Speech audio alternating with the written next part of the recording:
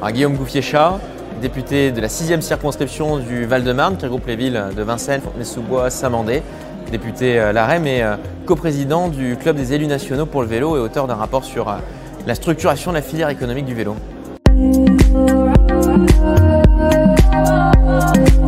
La genèse de ce rapport, c'est des discussions avec pas mal d'acteurs du vélo et cette idée suivante qui est qu'à partir du moment où on essaie de convaincre nos concitoyens de passer au vélo, à un moment donné, il faut regarder si ça peut être effectivement sur des vélos produits en France et à l'échelle européenne.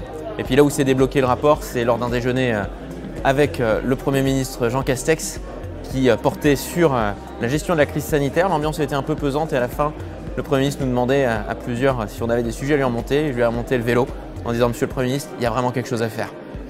Bon, la première, c'est qu'il y a un potentiel de dingue dans notre pays sur le vélo, autant dans la pratique que dans le développement économique. Et quand je dis économique, c'est sur la partie industrielle, fabrication du vélo, c'est la partie service, c'est la partie infrastructure, c'est la partie usager, la partie service, bien entendu la partie vélo-tourisme. Ça, c'est le premier point. Les deux autres points, c'est que pour répondre à ces objectifs, il faut continuer à développer fortement les infrastructures, les lieux de stationnement, lutter contre le vol pour permettre à nos concitoyens de pratiquer le vélo, ainsi que le savoir rouler d'ailleurs. Et puis, deuxième grande jambe, c'est développer une vraie filière économique qui rassemble l'ensemble des acteurs et qui permette de définir une stratégie pour l'économie du vélo pour notre pays. Un rôle du cluster, ils sont importants. Moi, je les ai découverts pendant le rapport, et notamment le premier, c'était le cluster MAD. Aujourd'hui, je suis content qu'on soit ici à Rennes sur cette journée organisée par Yves Focard avec la réflexion de toute l'organisation du Grand Ouest. Ces clusters, ils sont importants parce que on voit que le fait qu'il n'y ait pas de filière au niveau national, c'est les territoires qui ont commencé à s'organiser et à essayer de trouver des réponses, enfin les acteurs des territoires à trouver des réponses entre eux.